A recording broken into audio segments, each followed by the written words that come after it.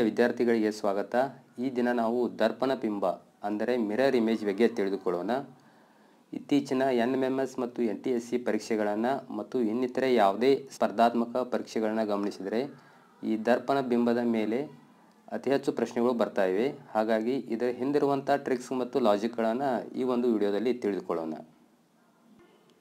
ಇಲ್ಲಿ ಗಮನಿಸಬೇಕಾದ್ರೆ ಇದು ಡಯಾಗ್ರಾಮ್ ಇದೆಯಲ್ಲ, ಇದನ್ನು ನಾವು ದರ್ಪಣ ಅಂತ ಹೇಗೆ ಕರಿತೀವಿ, ಮಿರರ್.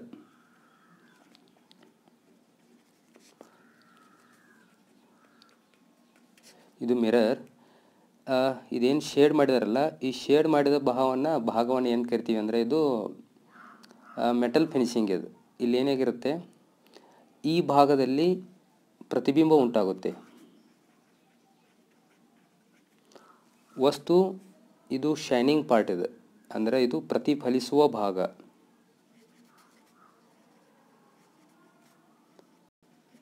ಪ್ರತಿಫಲನ ಭಾಗ ಅಂತ ನಾನು, ಅಥವಾ ಪ್ರತಿಫಲಿಸುವ ಭಾಗ. ಇಲ್ಲಿ ಪ್ರತಿಬಿಂಬ ಮೂಡುವ ಭಾಗ ಇದೆ.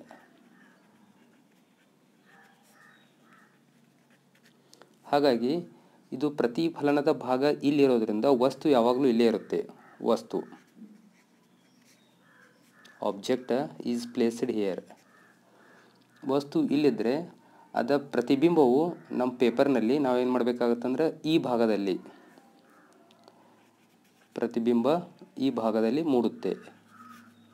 ಹಾಗಾಗಿ ವಿದ್ಯಾರ್ಥಿಗಳು ಏನು ತಿಳ್ಕೊಬೇಕಂದ್ರೆ, ಇದೇನು ಪ್ಲೇನ್ ಇದೆಯಲ್ಲ, ಪಿಂಕ್ ಕಲರ್ನಿಂದ ಮಾರ್ಕ್ ಮಾಡಿರುವಂಥದ್ದು ಪ್ಲೇನ್ ಭಾಗ, ಇದು ಪ್ರತಿಫಲನ ಭಾಗ. ಇಲ್ಲಿ ವಸ್ತು ಇರುತ್ತೆ. ಇನ್ನು ಪ್ರತಿಬಿಂಬ ಯಾವ ಭಾಗದಾಗ ಮೂಡುತ್ತೆ ಅಂದ್ರೆ, ಇದು ಏನು ರಫ್ ಭಾಗ ಇದೆಯಲ್ಲ, ಶೇಡೆಡ, ಇದು ಪ್ರತಿಬಿಂಬದ ಭಾಗ. ಹಾಗಾಗಿ ವಸ್ತು ಇಲ್ಲಿದ್ದರೆ ಪ್ರತಿಬಿಂಬ ಇಲ್ಲಿ ಮೂಡುತ್ತೆ. ಇದಿಷ್ಟು. ಆಮೇಲೆ ಇದನ್ನು ಪೂರ್ತಿಯಾಗಿ ಇದನ್ನು ದರ್ಪಣ ಅಂತ ಕರಿತೀವಿ. ದರ್ಪಣದ ಪ್ರಶ್ನೆ ಇದ್ದಾಗ ಯಾವಾಗಲೂ ಇದು ನೇರವಾಗಿರುತ್ತೆ, ಹೌದಾ? ಕೆಲವೊಮ್ಮೆ ಏನಾಗೋ ಸಾಧ್ಯತೆ ಅಂದರೆ ವಾಟರ್ ಇಮೇಜ್ ಕೇಳ್ತಾರೆ. ಆ ವಾಟರ್ ಇಮೇಜ್ಗೆ ಈ ರೀತಿ ಕೊಡ್ತಾರೆ, ಹೌದಾ? ಇದು ವಾಟರ್ ಇಮೇಜ್. ಹಾಗಾಗಿ ವಿದ್ಯಾರ್ಥಿಗಳು ವಾಟರ್ ಇಮೇಜ್ ಮತ್ತು ದರ್ಪಣಕ್ಕೆ ತಿಳ್ಕೊಳ್ಬೇಕು. ಇದು ನೇರವಾಗಿರುತ್ತೆ, ಇದು ಹಾರಿಜೆಂಟಲ್ ಆಗಿರುತ್ತೆ. ಈ ದರ್ಪಣ ಮತ್ತು ಪ್ರತಿಫಲನದ ಕೆಲವು ನಿಯಮಗಳಿವೆ. ಆ ನಿಯಮಗಳನ್ನು ನಮ್ಮ ಪರೀಕ್ಷೆಗೆ ಅನ್ವಯವಾಗಿ ತಿಳಿದುಕೊಳ್ಳೋಣ. ಇಲ್ಲಿ ಪ್ರತಿಬಿಂಬದ ಗುಣಲಕ್ಷಣಗಳನ್ನ ಗಮನಿಸಿದರೆ, ಇದು ಮಿರರ್. ದರ್ಪಣದಿಂದ ವಸ್ತುವಿಗಿರುವ ದೂರ ಅಂದರೆ, ವಸ್ತು ದರ್ಪಣದಿಂದ ಇಷ್ಟು ದೂರದಲ್ಲಿದ್ದರೆ ಅದರ ಪ್ರತಿಬಿಂಬನೂ ಕೂಡ ದರ್ಪಣದಿಂದ ಅಷ್ಟೇ ದೂರದಲ್ಲಿರುತ್ತೆ, ಹೌದಾ? ಇದು ಫಸ್ಟ್ ಪಾಯಿಂಟ್. ದರ್ಪಣದಿಂದ ವಸ್ತುವಿಗಿರೋ ದೂರ, ಇದು ವಸ್ತು, ಇದು ಬಿಂಬ ಅಂದರೆ ಪ್ರತಿಬಿಂಬ, ಅಷ್ಟೇ ದೂರದಲ್ಲಿರುತ್ತೆ. ಅಂದರೆ ವಸ್ತು ಎಷ್ಟು ದೂರದಲ್ಲಿರುತ್ತಲ್ಲ ದರ್ಪಣದಿಂದ, ಅಷ್ಟೇ ದೂರದಲ್ಲಿ ಬಿಂಬನೂ ಕೂಡ ಅಷ್ಟೇ ದೂರದಲ್ಲಿ ಉಂಟಾಗುತ್ತೆ. ಅಂದರೆ ಈ ವಸ್ತು ದರ್ಪಣದ ಸಮೀಪದಲ್ಲಿದ್ದರೆ ಇದು ಎಷ್ಟು ದೂರ ಇದೆಯಲ್ಲ ಅಷ್ಟೇ ಸಮೀಪದಲ್ಲಿ ಅಥವಾ ಅಷ್ಟೇ ದೂರದಲ್ಲಿ ಬಿಂಬ ಉಂಟಾಗುತ್ತದೆ, ಅಂದರೆ ಪ್ರತಿಬಿಂಬ ಉಂಟಾಗುತ್ತೆ. ನೋಡಿದು, ದರ್ಪಣದಿಂದ ವಸ್ತು ಇಷ್ಟು ದೂರದಲ್ಲಿದ್ದರೆ ಇದೆಷ್ಟು ಅಂತರ ಇದೆಯಲ್ಲ, ಇಷ್ಟೇ ಅಂತರದಿಂದ ಬಿಂಬ ಉಂಟಾಗುತ್ತದೆ. ಇದು ಫಸ್ಟ್ ಪಾಯಿಂಟ್. ಇನ್ನು ಸೆಕೆಂಡ್ ಪಾಯಿಂಟ್, ಇದು ಮೋಸ್ಟ್ ಇಂಪಾರ್ಟೆಂಟ್, ಪಾರ್ಶ್ವ ವಿಪರ್ಯಾಯ. ಪಾರ್ಶ್ವ ವಿಪರ್ಯಾಯ ಇದನ್ನು ಇಂಗ್ಲೀಷ್ನಾಗ ಲ್ಯಾಟ್ರಲಿ ಇನ್ವರ್ಷನ್ ಅಂತ ಹೇಳಿ ಕರಿತೀವಿ. ಲ್ಯಾಟ್ರಲಿ ಇನ್ವರ್ಷನ್ ಅಂದರೆ, ಇದು ದರ್ಪಣ. ಈ ದರ್ಪಣ ಮುಂದಿರುವಂಥ ವ್ಯಕ್ತಿ ಅಥವಾ ವಸ್ತುವು ಇದರದ ಇಲ್ಲಿ ಎಡ ಇದ್ದರೆ, ಲೆಫ್ಟ್ ಇದ್ದರೆ ಇದರಲ್ಲಿ ರೈಟ್ ಇದ್ದಂತೆ ಭಾಸಾಗುತ್ತೆ. ಅಂದರೆ ವಸ್ತುವಿನ ಎಡವು ಪ್ರತಿಬಿಂಬದ ಬಲವಾಗಿ ಕಾಣಿಸುತ್ತದೆ. ಇದನ್ನು ಪಾರ್ಶ್ವ ವಿಪರ್ಯಾಯ ಅಂತ ಕರಿತೀವಿ. ನಾವು ಕನ್ನಡಿ ಮುಂದೆ ನಿಂತಾಗ ನಮ್ಮ ಎಡಗಡೆಯು ಅಂದರೆ ನಾವು ವಸ್ತು ಆಬ್ಜೆಕ್ಟ್, ನಮ್ಮ ಎಡಗಡೆಯು ಅಲ್ಲಿ ಮೂಡಿರುವಂಥ ಕನ್ನಡಿಯ ಒಳಗೆ ಮೂಡಿರುವಂತಹ ಪ್ರತಿಬಿಂಬದ ಬಲಗಡೆಯಾಗಿ ಕಾಣಿಸುತ್ತದೆ. ಇದನ್ನು ಏನಂತ ಕರಿತೀವಿ ಅಂದರೆ ಪಾರ್ಶ್ವ ವಿಪರ್ಯಾಯ. ಇದು ಪಾರ್ಶ್ವ ವಿಪರ್ಯಾಯ ಕ್ಯಾರೆಕ್ಟರಿಸ್ಟಿಕ್ಸ್ ಅಂದರೆ ಗುಣಲಕ್ಷಣದ ಮೇಲೇ ಸಾಕಷ್ಟು ಪ್ರಶ್ನೆಗಳು ಬರುತ್ತವೆ. ಯಾವುದ್ರ ಮೇಲೆ? ದರ್ಪಣದ ಮೇಲೆ, ಹೌದಾ? ಎಡ ಮತ್ತು ಬಲ ಅದಲು ಬದಲಾದಂತೆ ಕಾಣಿಸುವುದನ್ನು, ಅಂದರೆ ವಸ್ತುವಿನ ಎಡ ಮತ್ತು ಬಲವು ಬಿಂಬದ ಎಡ ಮತ್ತು ಬಲ ಬದಲಾದಂತೆ ಅದಲು ಬದಲಾದಂತೆ ಭಾಸವಾಗುವುದನ್ನು ಪಾರ್ಶ್ವ ವಿಪರ್ಯಯ ಅಂತ ಹೇಳಿ ಕರಿತೀವಿ. ಇನ್ ನೆಕ್ಸ್ಟ್ ಪಾಯಿಂಟ್, ವಸ್ತುವಿನ ಗಾತ್ರ. ವಸ್ತುವಿನ ಗಾತ್ರ ಎಷ್ಟು ಇರುತ್ತೆ ನೋಡು, ಅಷ್ಟೇ ಪ್ರತಿಬಿಂಬದ ಗಾತ್ರನೂ ಕೂಡ ಅಷ್ಟೇ ಇರುತ್ತೆ. ಹೌದಾ? ಇದು ಮಿರರ್, ಇದು ವಸ್ತು ಇಷ್ಟು ದೊಡ್ಡದಿದ್ದರೆ ಅದರ ಬಿಂಬನೂ ಕೂಡ ಅಷ್ಟೇ ದೊಡ್ಡದಾಗಿರುತ್ತೆ. ಹೌದಾ? ಒಂದು ವೇಳೆ ವಸ್ತು ಚಿಕ್ಕದಾಗಿದ್ದರೆ ಬಿಂಬನೂ ಕೂಡ ಅಷ್ಟೇ ಚಿಕ್ಕದಾಗಿರುತ್ತೆ. ಅಂದರೆ ಥರ್ಡ್ ಕ್ಯಾರೆಕ್ಟರಿಸ್ಟಿಕ್ಸ್ ಏನಂದರೆ ವಸ್ತುವಿನ ಗಾತ್ರ ಪ್ರತಿಬಿಂಬದ ಗಾತ್ರಕ್ಕೆ ಸಮವಾಗಿರುತ್ತದೆ. ವಸ್ತುವಿನ ಗಾತ್ರ ಮತ್ತು ಪ್ರತಿಬಿಂಬದ ಗಾತ್ರ ಸಮ ಇರುತ್ತೆ. ಇಲ್ಲಿ ನೆಕ್ಸ್ಟ್ ಮತ್ತೊಂದು ಪಾಯಿಂಟ್ ನೋಡ್ತೀವಿ.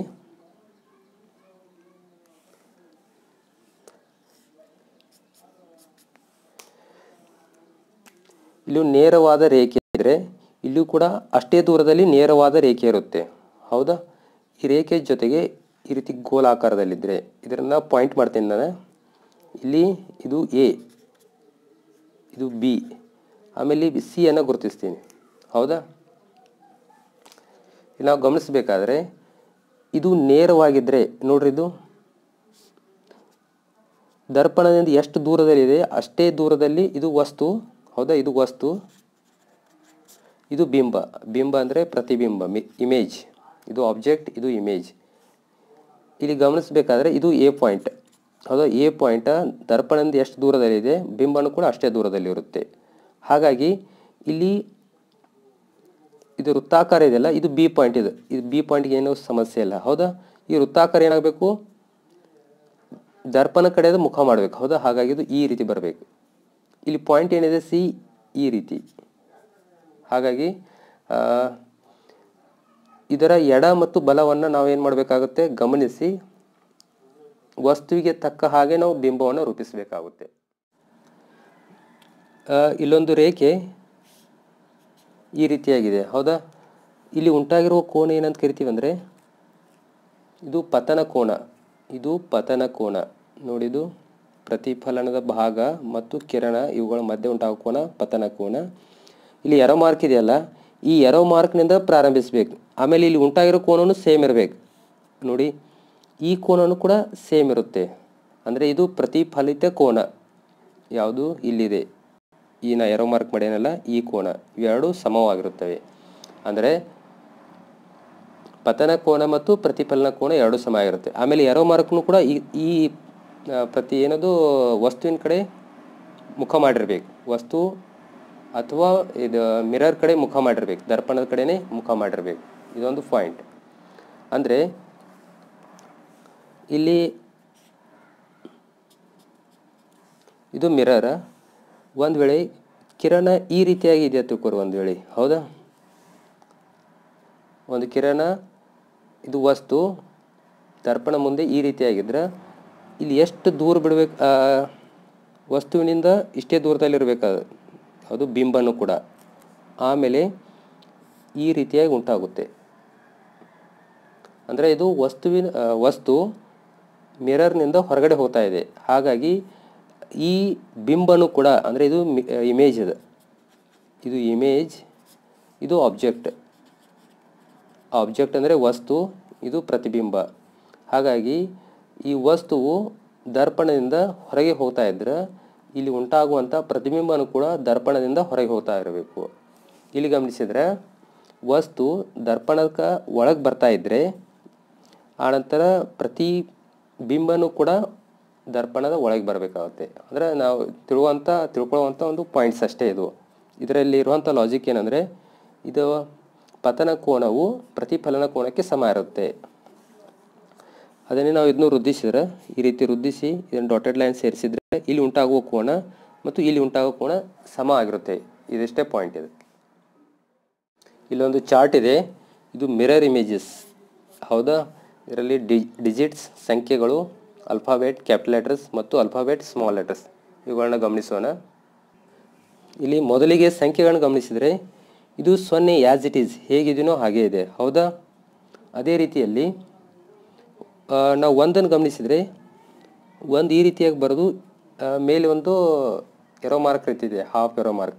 ಸೇಮ್ ಅಲ್ಲಿ ಕೂಡ ಏನಾಗಬೇಕು, ಒಂದು ಬರೋದು, ಇದು ಹೊರಗಡೆ ಹೋಗ್ತಾ ಇದೆ, ಹಾಗಾಗಿ ಹೊರಗೆ ಈ ರೀತಿಯಲ್ಲಿ. ನೆಕ್ಸ್ಟ್ 2 ಇಲ್ಲಿ ನಾವು ಗಮನಿಸಬೇಕಾದ್ರೆ ಅದು ಈ ರೀತಿಯಾಗಿ ಬರ್ದ್ವಿ, ಹಾಗಾಗಿ ಇದು ಮಿರರ್ ಇಮೇಜ್. ಇದು 4, 5, 6, 8 ನಾವು ಇದು ಗಮನಿಸಿದರೆ 0 ಮತ್ತು 8 ಆ್ಯಸ್ ಇಟ್ ಈಸ್ ಇರುತ್ತೆ. 0 ಮತ್ತು 8 ಇವುಗಳು ಮಿರರ್ ಇಮೇಜಿನಲ್ಲೂ ಕೂಡ ಚೇಂಜ್ ಆಗಲ್ಲ. ವಸ್ತುವಿನಲ್ಲಿ ಹೇಗಿರುತ್ತೆಯೋ ಅದೇ ರೀತಿ ಮಿರರ್ ಇಮೇಜಿನಲ್ಲಿ ಕೂಡ 0 ಮತ್ತು 8 ಸೇಮ್ ಇರುತ್ತೆ. ಉಳಿದವುಗಳು 1, 2, 3, 4, 5, 6, 9 ಮತ್ತು 7 ಇವುಗಳು ಏನಾಗುತ್ತೆ ಅಂದರೆ ಚೇಂಜ್ ಆಗುತ್ತೆ. ಅಂದರೆ ಪ್ರಶ್ನೆಯನ್ನು ಕೊಟ್ಟಾಗ ಏನು ಮಾಡೋ ಸಾಧ್ಯತೆ ಇದೆ ಅಂದರೆ, ಈ 0ನೇ ಆ್ಯಸ್ ಇಟ್ ಈಸ್ ಕೊಟ್ಟಿರ್ತಾರೆ, ಅಂದರೆ ಬಿಂಬದಲ್ಲಿ ಕೂಡ ಸೇಮ್ ಇರುತ್ತೆ. ಹೌದಾ, ನಾವು ಉಳಿದವುಗಳನ್ನ ಏನು ಮಾಡಬೇಕು, ಜಾಸ್ತಿ ಫೋಕಸ್ ಮಾಡಿ ಅವುಗಳನ್ನ ಚೇಂಜ್ ಮಾಡಬೇಕು. ಇದು ಸಂಖ್ಯೆಗಳಿಗೆ ಸಂಬಂಧಿಸಿದ ಹಾಗೆ.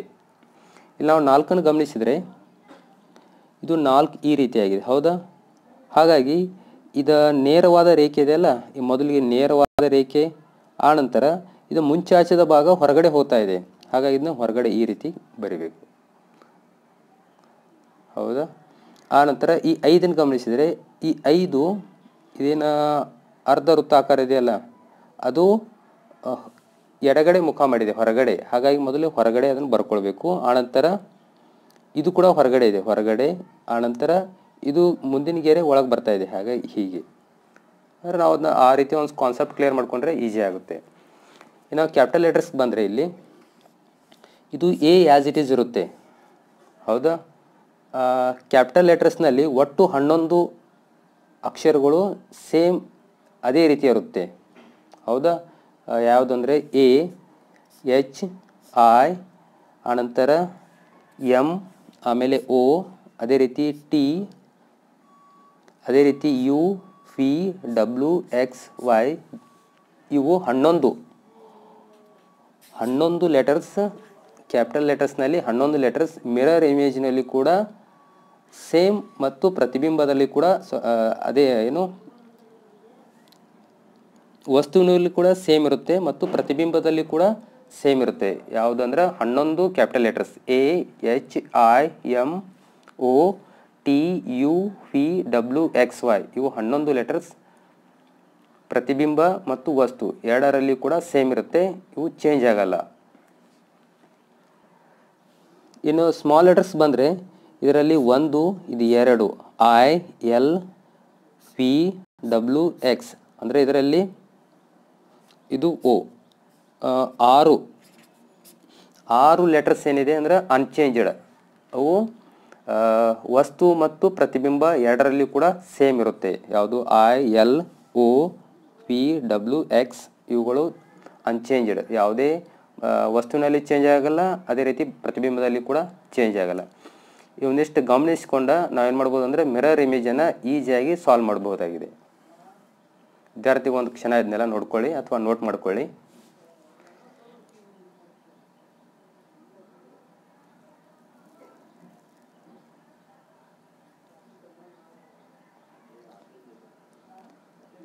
ನೋಟ್ ಮಾಡ್ಕೊಂಡ್ರಿ ಅಂತ ಅಂದ್ಕೊಂಡಿದ್ದೀನಿ. ಇದು ಸಿಂಪಲ್ ಆಗಿದೆ. ಇಲ್ಲಿ ನಾವು ಒಂದೇ ಸಿ ಅನ್ನು ಗಮನಿಸಿದ್ರೆ ಇಲ್ಲಿ ಮಧ್ಯದಾಗ ಒಂದು ಗೆರೆ ಇದೆ ಅಂತ ತಿಳ್ಕೊರಿ. ಆ ಗೆರೆನ ಏನಂತ ಭಾಸ ಮಾಡ್ಕೊಡ್ರಿ, ಮಿರರ್ ಅಂತ ಭಾಸ ಮಾಡಿದ್ರೆ ಈ ಸಿ ಉಬ್ಬಿದ ಭಾಗ ಮಿರರ್ನಿಂದ ಹೊರಗಡೆ ಇದೆ. ಹೌದಾ, ಮಿರರ್ನಿಂದ ಹೊರಗಡೆ. ಹಾಗಾಗಿ ಈ ಸಿನ ಉಬ್ಬಿದ ಭಾಗ ಏನಾಗಬೇಕು, ನಮ್ಮ ದರ್ಪಣದಿಂದ ಹೊರಗಡೆ ಬರಬೇಕು, ದರ್ಪಣದಿಂದ ಹೊರಗಡೆ ಬರಬೇಕು. ಇಲ್ಲಿ ಕೆಲವೊಂದು ಆಬ್ಜೆಕ್ಟ್ಸ್ ಕೊಟ್ಟಿದ್ದಾರೆ, ಆ ಆಬ್ಜೆಕ್ಟ್ನ ಪ್ರತಿಬಿಂಬಗಳನ್ನು ಕೊಟ್ಟಿದ್ದಾರೆ, ಗಮನಿಸೋಣ. ಇಲ್ಲಿ ಚೌಕ್ ಇದೆ. ಹೌದಾ, ಇಲ್ಲಿ ಕೂಡ ಚೌಕ್. ಇಲ್ಲಿ ಚೌಕ್ ಇದ್ದರೆ ಅದೇ ಸೇಮ್ ಸೈಜ್ ಚೌಕ್ ಬರಬೇಕು. ಹೌದಾ, ಇನ್ನು ಅದರ ಒಳಗಿರುವಂಥದ್ದು ಎರೋ ಮಾರ್ಕ್ ಏನಿದೆಯಲ್ಲ, ಆ ಎರೋ ಮಾರ್ಕ ನೈಋತ್ಯದಿಂದ ಈಶಾನ್ಯಕ್ಕೆ ಮುಖ ಮಾಡಿದೆ. ಹೌದಾ, ನೈಋತ್ಯದಿಂದ ಈಶಾನ್ಯಕ್ಕೆ ಮುಖ ಮಾಡಿದರೆ ಅದು ಜಸ್ಟ್ ಅಲ್ಲಿಂದ ಪ್ರಾರಂಭಿಸಬೇಕಾದ. ಈಗ ನೋಡ್ರಿ, ಇದು ನೈಋತ್ಯದಿಂದ ಈಶಾನ್ಯ ಇದೆ, ಈ ಭಾಗದಿಂದ ಸ್ಟಾರ್ಟ್ ಆಗಬೇಕದು, ಹಾಗಾಗಿ ಇದು ಸರಿಯಾಗಿದೆ. ಅದೇ ರೀತಿ ಇಲ್ಲಿ ನಾವು 2 ಬಿಂದುಗಳಿವೆ. ಇದು ಉಬ್ಬಿದ ಭಾಗ ಎಲ್ಲಿದೆ, ಮಿರರ್, ಇದು ಮಿರರ್, ಮಧ್ಯದ ಗೆರೆ ಮಿರರ್, ಮಿರರ್ನಿಂದ ಹೊರಗಡೆ ಇದೆ, ಹಾಗಾಗಿ ಇದು ಉಬ್ಬಿದಾಗ ಮಿರರ್ನಿಂದ ಹೊರಗಡೆ ಇರಬೇಕು. ಇನ್ನು ಇಲ್ಲಿ ತ್ರಿಭುಜ ಇದೆ. ಹೌದಾ, ಇಲ್ಲಿ ಕೂಡ ತ್ರಿಭುಜ, ಓಕೆ ಸರಿ ಇದೆ. ಇವು ಅಡ್ಡಗೆರೆಗಳಿವೆ, ಇಲ್ಲೂ ಅಡ್ಡಗೆರೆಗಳು ಇರಬೇಕು. ಒಂದು ವೇಳೆ ಇಲ್ಲಿ ಅಡ್ಡಗೆರೆ ಇದೆ ಅಂಥೇಳಿ ಅವು ಹೋಗಿ ಈ ರೀತಿ ಆಗಲ್ಲ, ಅಡ್ಗೆರೆ ಇದ್ದರೆ ಅಡ್ಗೆರೆನೇ ಇರುತ್ತೆ. ಹೌದಾ? ನೆಕ್ಸ್ಟು ಈ ತ್ರಿಭುಜ ಇಲ್ಲಿ ಅಡ್ಡಗೆರೆ, ಇಲ್ಲೂ ಅಡ್ಡಗೆರೆ, ಈ ಅಡ್ಡಗೆರೆಗಳು ಇಲ್ಲಿ ಎಡಭಾಗದಲ್ಲಿವೆ. ಹೌದಾ? ಈ ಎಡಭಾಗದಲ್ಲಿವೆ. ಹಾಗಾಗಿ ಈ ಅಡ್ಡಗೆರೆ ಎಡಭಾಗಕ್ಕೆ ಬರಬೇಕು, ಅಂದರೆ ಎಡಬಲ ಚೇಂಜ್ ಆಗುತ್ತೆ ಅಂತ ಹೇಳಿದ್ದೀವಿ. ಹಾಗಾಗಿ ಇದು ಮಿರರ್ನಿಂದ ಬಲಭಾಗಕ್ಕೆ ಏನಿದೆ ಅಂದ್ರೆ ಒಂದು ಸಮಾಂತರ ರೇಖೆಗಳಿವೆ ಎರಡು. ಹೌದಾ? ಖಾಲಿ. ಹಾಗಾಗಿ ಇಲ್ಲಿ ಬಲಭಾಗಕ್ಕಿದ್ರೆ ಇಲ್ಲಿ ಎಡಭಾಗಕ್ಕೆ ಬರಬೇಕು. ಅವು ಇಲ್ಲಿ ಎಡಭಾಗಕ್ಕೆ ಬಂದಿವೆ. ಹೌದಾ? ಇಲ್ಲಿ ಗಮನಿಸಿದರೆ ಇಲ್ಲೊಂದು ಚೌಕಿದೆ, ಇಲ್ಲಿ ಕೂಡ ಚೌಕಿದೆ. ಓಕೆ. ಮಧ್ಯದಲ್ಲಿ ಈ ರೀತಿ ಗೆರೆ ಇದೆ. ಹೌದಾ? ಇಲ್ಲಿ ಕೂಡ ಗೆರೆ ಇದೆ. ಸರಿ ಇದೆ. ಇನ್ನು ಇಲ್ಲಿ ಖಾಲಿ ಭಾಗ ಏನಿದೆಯಲ್ಲ ಅದು ಇಲ್ಲಿ ಎಡಭಾಗದಲ್ಲಿದೆ. ಹಾಗಾಗಿ ಇಲ್ಲಿ ಇಮೇಜ್ನಲ್ಲಿ ಏನಾಗಬೇಕು, ಬಲಭಾಗಕ್ಕೆ ಬರಬೇಕದು. ಹೌದಾ? ಇನ್ನು ಉಳಿದಂತೆ ಇದು ಕ್ರಾಸ್ ಮಾರ್ಕ್ ಇದೆ. ಇಲ್ಲಿ ಎರ ಮಾರ್ಕ್ ಅನ್ನೋದು ದರ್ಪಣದಿಂದ ಹೊರಗಡೆ ಇದೆ. ನೋಡಿ, ದರ್ಪಣದಿಂದ ಹೊರಗಡೆ ಅಂದರೆ ಇಲ್ಲಿ ಆ್ಯಂಗಲ್ ಏನಿದೆ ಅಂದ್ರೆ ಸೇಮ್ ಆಗಬೇಕು. ಇದು ದರ್ಪಣದ ಹೊರಗಡೆ ಇದೆ. ಹಾಗಾಗಿ ಇದು ಕೂಡ ದರ್ಪಣದಿಂದ ಹೊರಗೆ ಬರಬೇಕು. ಆಮೇಲೆ ಇದು ಬೋನ್ ಸಿಂಬಾಲ್ ಇದೆ, ಇದು ಸೇಮ್ ಬೋನ್ ಸಿಂಬಾಲ್ ಇದೆ. ಓಕೆ. ಇದು ಬಹಳಷ್ಟು ಇಂಪಾರ್ಟೆಂಟ. ಇದು ಆವಾಗವಾಗ ಕೇಳ್ತಾ ಇರ್ತಾರೆ. ಅಂದ್ರೆ ವಸ್ತುವಿನಲ್ಲಿ 4 ಗಂಟೆ ಆಗಿದ್ರೆ ಆ ಮಿರರ್ನಲ್ಲಿ ಎಷ್ಟು ಗಂಟೆ ತೋರಿಸುತ್ತೆ ಅಂತ ಹೇಳಿ, ಅದು ಈ ರೀತಿಯಾಗಿ ಅಂತ ಹೇಳಿ. ಯಾಕಂದರೆ ಇಲ್ಲಿ ಉಂಟಾಗುವಂಥ ಕೋನ ಸೇಮ್ ಇದ್ದಿರಬೇಕು. ಇದು ಬಹಳಷ್ಟು ಸಾರಿ ಇಂಥ ಕ್ವಶನ್ಸನ್ನು ಕೇಳೋ ಸಾಧ್ಯತೆ ಇರುತ್ತೆ. ನಾವು ಇಲ್ಲೇನು ಗಮನಿಸ್ಬೇಕಂದ್ರೆ ಇದು 2 ರೇಖೆಗಳಿವೆ, ಅಂದರೆ 2 ಮುಳ್ಳುಗಳು. ಈ ಮೊದಲನೇ ಮುಳ್ಳು ಏನಿದೆಯಲ್ಲ ಇದು ಸೇಮ್ ಆ್ಯಸ್ ಇಟ್ ಈಸ್. ನೇರವಾಗಿತ್ತಂದರೆ ಅದಕ್ಕೇನೂ ಪ್ರಶ್ನೆನೇ ಇಲ್ಲ, ನೇರ ಆ್ಯಸ್ ಇಟ್ ಈಸ್ ಇರುತ್ತೆ. ಎಡಬಲ ಮಾತ್ರ ಚೇಂಜ್ ಆಗುತ್ತೆ. ಇನ್ನು ಗಮನಿಸಬೇಕಾದ್ರೆ ಇದು ಈ ಸೆಕೆಂಡ್ 2ನೇ ಮುಳ್ಳು ಏನಿದೆಯಲ್ಲ ಅದು ಈ ಪೊಸಿಷನ್ಸ್ ಇದೆ, ಮಧ್ಯದಿಂದ ದರ್ಪಣದ ಕಡೆ ಬರ್ತಾ ಇದೆ. ಹಾಗಾಗಿ ಇದು ಕೂಡ ಮಧ್ಯದಿಂದ ದರ್ಪಣ ಕಡೆ ಈ ರೀತಿ ಬರಬೇಕು. ನಾವು ಕೋನಗಳದ್ದು ಹೇಳ್ತಲ್ಲ, ಪತನ ಕೋನ ಮತ್ತು ಪ್ರತಿಫಲನ ಕೋನ ಎರಡೂ ಸಮ ಇರಬೇಕು. ಆನಂತರ ಇಲ್ಲಿ ವೃತ್ತ ಇದೆ, ಇಲ್ಲಿ ಕೂಡ ವೃತ್ತ ಇದೆ. ಇನ್ನು ಗಮನಿಸಬೇಕಾದ್ರೆ ಇದು ಏನಿದು ಗೆರೆ ಎಳೆದಂಥ ಭಾಗ ಏನಿದೆಯಲ್ಲ ಇದು ಎಡಭಾಗದಾಗಿದೆ, ಇದು ಎಡಭಾಗ, ಇದು ಬಲಭಾಗದಲ್ಲಿದೆ. ಹಾಗಾಗಿ ಈ ಎಡ ಮತ್ತು ಬಲ ಚೇಂಜ್ ಆಗಬೇಕು. ಇದು ಎಡಭಾಗದಾಗಿದ್ದುದು ಬಲಭಾಗಕ್ಕೆ ಬರಬೇಕಿದು ಪ್ರತಿಬಿಂಬದಲ್ಲಿ. ಅದೇ ರೀತಿ ಇಲ್ಲಿ ಒಂದು ತ್ರಿಭುಜ, ಇಲ್ಲಿ ಒಂದು ತ್ರಿಭುಜ ಇದೆ. ಆಮೇಲೆ ಇಲ್ಲಿ ಎರೋ ಮಾರ್ಕ್ ಎಡಭಾಗದಲ್ಲಿದೆ, ಸಣ್ಣ ಎರೋ ಮಾರ್ಕ್. ಹೌದಾ? ಇಲ್ಲಿ ಗಮನಿಸಬೇಕಾದ್ದು ಇಲ್ಲಿ ಏನಾಗುತ್ತೆ, ಅದು ಬಲಭಾಗಕ್ಕೆ ಬಂದಿದೆ. ಇದೊಂದು ಸ್ಟಾರ್ ರೀತಿಯಲ್ಲಿ ಚಕ್ರ ಇದೆ. ಈ ಚಕ್ರ 3 ಫಲಕಗಳನ್ನು ಹೊಂದಿದೆ. ಇಲ್ಲಿ ಕೂಡ 3 ಫಲಕಗಳನ್ನು ಹೊಂದಿದೆ. 2 ಫಲಕಗಳು ಶೇಡ್ ಇದೆ. ಆ ಶೇಡ್ ಆದದ್ದು ಬಲಭಾಗದಲ್ಲಿದೆ, ಇಲ್ಲಿ ಬಂದು ಎಡಭಾಗಕ್ಕೆ ಬಂದಿದೆ. ಓಕೆ, ಸರಿ ಇದೆ. ಇದು ನೇರವಾದಂಥ ಇಲ್ಲಿ ಎರೋ ಮಾರ್ಕ್ ಇದೆ. ಎರೋ ಮಾರ್ಕನ್ನು ಗಮನಿಸ್ತೀವಿ. ಇಲ್ಲಿ ಎರೋ ಮಾರ್ಕ್ ಎಡಭಾಗದಲ್ಲಿ ಇದೆ, ಇಲ್ಲಿ ಬಲಭಾಗಕ್ಕೆ ಬರಬೇಕದು, ಇಲ್ಲಿ ಬಲಭಾಗದಾಗ ಬಂದಿದೆ. ಇದು ಸರಿ ಇದೆ. ಇಲ್ಲೊಂದು ಪ್ರಶ್ನೆಯಲ್ಲಿ ಗಮನಿಸೋಣ. ಇದು ಶೇಡೆಡ್ ಭಾಗ ಆಗಿರೋದ್ರಿಂದ ಪ್ರತಿಫಲನ ಇಲ್ಲಿ ಮೂಡುತ್ತೆ ಈ ಭಾಗದಲ್ಲಿ. ಇದು ವಸ್ತು. ಇಲ್ಲಿ 4 ಆಪ್ಷನ್ಸ್ ಕೊಟ್ಟಿವೆ. 4 ಆಪ್ಷನ್ಸ್ ಏನಂದರೆ ಪ್ರತಿಫಲನ ಪ್ರತಿಬಿಂಬಗಳನ್ನು ಕೊಟ್ಟಿದ್ದಾರೆ. ಇದರಲ್ಲಿ ಸರಿಯಾದ ಉತ್ತರವನ್ನು ಆರಿಸಿ ಬರೀಬೇಕು. ಅದಕ್ಕೂ ಮುಂಚೆ ನಾವೇನು ಮಾಡ್ತೀವಿ ಅಂದರೆ ಇಲ್ಲೇ ಡಯಾಗ್ರಾಮ್ ಹಾಕ್ತೀವಿ. ಇದು ವಸ್ತು ದರ್ಪಣದಿಂದ ಎಷ್ಟು ದೂರದಲ್ಲಿದೆಯೋ ಅಷ್ಟೇ ದೂರದಲ್ಲಿ ಕೂಡ ಅದೇ ಸೈಜ್. ಹೌದಾ? ಏನಾಗಬೇಕು, ಇಲ್ಲಿ ಚೌಕಿದೆ, ಇಲ್ಲಿ ಕೂಡ ಚೌಕನ ಉಂಟಾಗುತ್ತೆ. ಇನ್ನು ಮೊದಲಿಗೆ ಬರೋದು ದರ್ಪಣದಿಂದ ಈ ಕಡೆ ಮೊದಲಿಗೆ ಹೋಗ್ಬೇಕು. ಇದನ್ನು ಅರ್ಧ ಭಾಗ ಮಾಡ್ಕೊತೀವಿ ನಾವು. ಅರ್ಧ ಭಾಗ ಮಾಡಿಕೊಂಡು ಇದನ್ನು ಲೆಫ್ಟ್ ಅಂತ, ಇದು ಲೆಫ್ಟ್ ವಸ್ತುವಿನ, ಇದು ರೈಟ್. ಇದು ಪ್ರತಿಬಿಂಬದ ಲೆಫ್ಟ, ಪ್ರತಿಬಿಂಬದ ರೈಟ್, ಇದರಲ್ಲಿ ಅರ್ಧ ಭಾಗ. ಹೌದಾ? ಇಲ್ಲಿ ರೈಟ್ ಇದ್ದದ್ದು ಲೆಫ್ಟಿಗೆ ಬರಬೇಕು. ಇಲ್ಲಿ ನಾವು ಅರ್ಧ ಭಾಗ ಮಾಡಿದ್ವಿ, ಇದು ರೈಟ್ ಇದೆ, ಲೆಫ್ಟ್ನಲ್ಲಿ ಬರಬೇಕದು. ಹೌದಾ? ಇನ್ನು ಗಮನಿಸ್ಬೇಕಾದ್ರೆ ಈ ದರ್ಪಣದಿಂದ ಮೊದಲಿಗೆ ಬರೋದು, ದರ್ಪಣದಿಂದ ಈ ಸೈಡ್ ಬರುವಾಗ ದರ್ಪಣದಿಂದ ಮೊದಲಿಗೆ ಬರೋದು ಒಂದು ರೇಖೆ ಇದೆ, ಒಂದು ರೇಖೆ. ಓಕೆ. ಆ ರೇಖೆ ನಂತರ ಒಂದು ಏನಿದೆ ಅಂದ್ರೆ ಈ ರೀತಿ ಕೋನ ಇದೆ. ಹೌದಾ? ಅದೇನಾಗಬೇಕಂದ್ರೆ ಅದು ಈ ರೀತಿ ಇದ್ರೆ ನಮಗೆ ಈ ರೀತಿ ಬರಬೇಕು. ಹೌದಲ್ಲ? ಹಾಗಾಗಿ ಇದು ಈ ರೀತಿಯಲ್ಲಿ ಸಣ್ಣದು.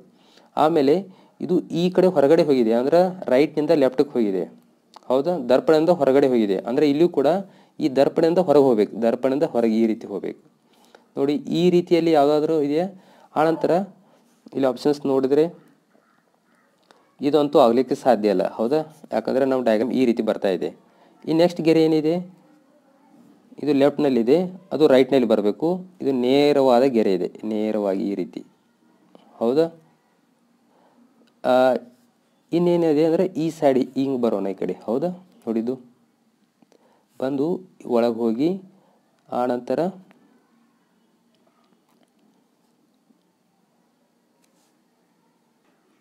ಆಮೇಲೆ ಈ ರೇಖೆ ಏನಿದೆಯಲ್ಲ ಇದು ಗಮನಿಸ್ತೀವಿ, ಈ ರೇಖೆ ಅದು ಹೇಗಿದೆ ಅಂದರೆ ಹೀಗಿದೆ. ಅದು ಯಾವ ರೀತಿ ಬರಬೇಕು? ಈ ರೀತಿ ಬರಬೇಕು, ಹೌದಾ? ಹಾಗಾಗಿ ಅದು ಈ ರೀತಿ ಒಂದು ಕಚ್ಚಾ ಡಯಾಗ್ರಾಮ. ಈ ರೀತಿಯಾದಂಥ ಆಪ್ಷನ್ಸ್ ಯಾವುದಿದೆ? ಇದು ಆಗಲಿಕ್ಕೆ ಸಾಧ್ಯ ಇಲ್ಲ, ಹೌದಾ? ಇಲ್ಲಿ ಸಣ್ಣ ಭಾಗ ಇದೆ, ಸಣ್ಣ ಭಾಗ ಆಗಿ ಒಳಗಡೆ ಮುಂಚೆ ಹಚ್ಕೊಂಡಿದೆ, ಹಾಗಾಗಿ ಇದು ಅಲ್ಲ. ಇದು ಅಂತೂ ಆಗಲಿಕ್ಕೆ ಸಾಧ್ಯನೇ ಇಲ್ಲ. ಹಾಗಾಗಿ ನಾವು ರಫ್ ಡಯಾಗ್ರಾಮ್ ಹಾಕಿದ್ದಕ್ಕೆ ಮ್ಯಾಚ್ ಆಗೋದು ಅಂಥದ್ದು ಯಾವುದು? ಆಪ್ಷನ್ಸ್ 4. ಹಾಗಾಗಿ ಇದೇ ಆನ್ಸರ್. ನಾವಿಲ್ಲೇನು ತಿಳ್ಕೊಳ್ಬೇಕಂದ್ರೆ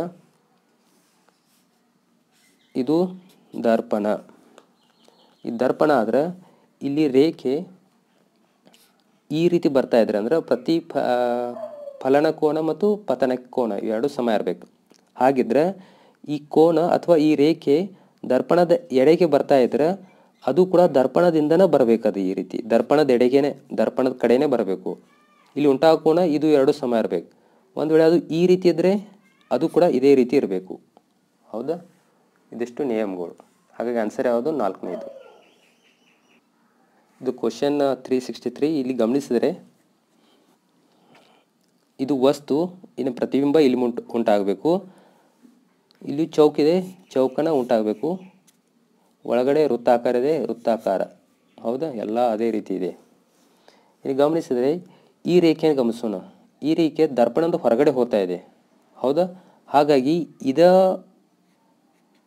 ಈಶಾನ್ಯ ದಿಕ್ಕಿಗೆ ದರ್ಪಣದಿಂದ ಹೊರಗಡೆ ಹೋಗಬೇಕಾದ. ನೋಡಿದು ಇಲ್ಲಿ ದರ್ಪಣ, ಇದು ದರ್ಪಣದಿಂದ ಹೊರಗೆ ಹೋಗ್ತಾ ಇದೆ, ಹಾಗಾಗಿ ಇದು ಕೂಡ ದರ್ಪಣದಿಂದ ಹೊರಗೆ ಹೋಗಬೇಕು. ಆಮೇಲೆ ನಾವೊಂದು ಹೇಳಿದ್ದೀನಿ, ಇದು ದರ್ಪಣ. ಈ ದರ್ಪಣದಿಂದ ಈ ರೇಖೆಯನ್ನು ಗಮನಿಸ್ತೀವಿ. ಈ ರೇಖೆ ಈ ಕೋನದಲ್ಲಿದೆ ಅಂದರೆ ನೈಋತ್ಯನಿಂದ ಈಶಾನ್ಯಗೆ, ಹಾಗಾಗಿ ಇದು ಈ ರೀತಿ ಬರಬೇಕು. ಹಾಗಾಗಿ ಈ ರೀತಿಯಲ್ಲಿ ಬರಬೇಕು. ಇದನ್ನು ಹೊರತುಪಡಿಸಿ ಯಾವ ಆಪ್ಷನ್ಸ್ ಇದೆ ಅದನ್ನೆಲ್ಲ ಹೊಡೆದು ಹಾಕೋಣ. ಇದು ಆಗಲಿಕ್ಕೆ ಸಾಧ್ಯ ಇಲ್ಲ, ಆಮೇಲೆ ಇದು ಆಗಲಿಕ್ಕೆ ಸಾಧ್ಯ ಇಲ್ಲ. ಇನ್ನು ಉಳಿದಂತೆ ಇಲ್ಲಿ ಏನಿದೆ ಅಂದರೆ ಈ ಭಾಗದಲ್ಲಿದೆ, ಹೌದಾ? ಅದು ಏನಾಗಬೇಕು? ಈ ಭಾಗದಲ್ಲಿ ಬರಬೇಕು ಹೊರಗಡೆ. ಆಮೇಲೆ ಇದು ಇಲ್ಲಿ ಇದು ಎಡಗಡೆ ಇದೆ, ಹೌದಾ? ಇದು ಬಲಗಡೆಗೆ ಬರುತ್ತೆ ಈ ರೀತಿಯಲ್ಲಿ. ಹಾಗೆ ಈ ರೀತಿ ಇರುವಂಥ ಆಪ್ಷನ್ಸ್ ಯಾವುದು?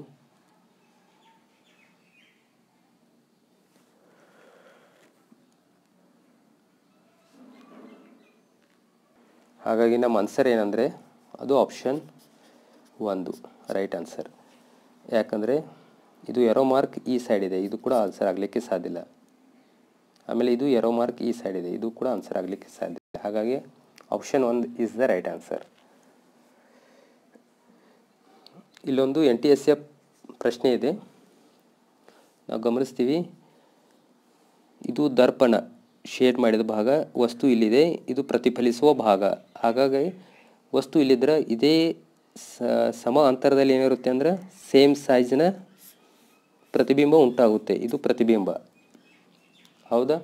ನಾ ಈಗಾಗಲೇ ಹೇಳಿದ್ದೀನಿ, ಇದು ದರ್ಪಣ ಆದ್ರೆ ಇಲ್ಲಿ ನಾವು ರೇಖೆಯನ್ನು ಗಮನಿಸ್ತೀವಿ. ಈ ರೇಖೆ ಹೀಗಿದ್ರೆ, ಹೌದಾ? ಈ ರೀತಿ ಹೀಗಿದ್ರೆ ಇಲ್ಲಿ ಉಂಟಾಗುವ ದರ್ಪಣದಲ್ಲಿ ಉಂಟಾಗುವ ಯಾವುದು ಪ್ರತಿಬಿಂಬದಲ್ಲಿ ಈ ರೀತಿ ಉಂಟಾಗುತ್ತೆ.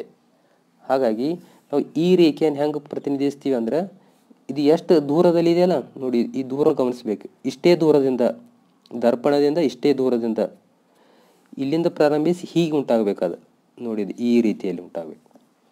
ಇದು ಫಸ್ಟ್ ಪಾಯಿಂಟ್. ನಾವು ಡ್ರಾ ಮಾಡಿದ್ದೇವೆ ಯಾವ ರೇಖೆಯನ್ನು? ಈ ರೇಖೆಯನ್ನು, ಹೌದಾ? ಈ ರೇಖೆಗೆ ಎರೋ ಮಾರ್ಕ್ ಇದೆ, ಎರೋ ಮಾರ್ಕ್ ಹೊರಗಡೆ ಇದೆ, ದರ್ಪಣದಿಂದ ಹೊರಗಡೆ ಇದೆ. ಹಾಗಾಗಿ ಇದು ಕೂಡ ಇಲ್ಲಿ ದರ್ಪಣದಿಂದ ಹೊರಗಡೆ. ಇದೇ ಒಂದು ಪಾಯಿಂಟ್ ಇಟ್ಕೊಂಡು ಇದನ್ನೆಲ್ಲ ತೆಗಿಬೋದು ನಾವು ಇದರಿಂದ. ಇದು ಆಗಲಿಕ್ಕೆ ಸಾಧ್ಯ ಇಲ್ಲ, ಯಾಕಂದರೆ ಈ ಎರೋ ಮಾರ್ಕ್ ಇಲ್ಲಿ, ಹೌದಾ? ಇಲ್ಲಿ ಎರೋ ಮಾರ್ಕ್ ಇಲ್ಲ, ಇದು ಕೂಡ ಎರೋ ಮಾರ್ಕ್ ಕೆಳಗಡೆ ಇದೆ, ಇದು ಆಗಲಿಕ್ಕೆ ಸಾಧ್ಯ ಇಲ್ಲ. ಈ ನೆಕ್ಸ್ಟ್ ಪಾಯಿಂಟ್,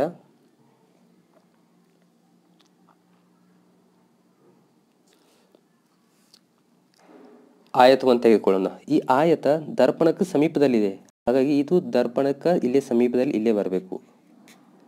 ಎಷ್ಟು ದೂರದಲ್ಲಿ ಇದೆಯಲ್ಲ, ದರ್ಪಣದಿಂದ ಎಷ್ಟು ದೂರದಲ್ಲಿದೆ, ದರ್ಪಣದಿಂದ ಅಷ್ಟೇ ದೂರ ಪ್ರತಿಬಿಂಬದಲ್ಲಿ ಕೂಡ ಈ ಆಯತ ಉಂಟಾಗಬೇಕು. ಇದು ಓಕೆ ಇದೆ.